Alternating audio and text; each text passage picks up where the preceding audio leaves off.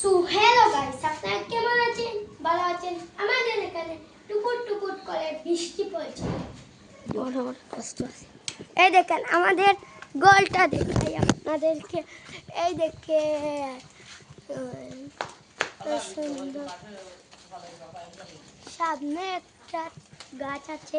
আর এই দেখেন টুপুর টুপুর করে বৃষ্টি। আবহাওয়া তেমন ভালো না, যখন তখন বৃষ্টি আসতে পারে। চলুন আমাদের বাড়িটা দেখাই। চলো সৌরভ, তুমি কি বলতে চাও?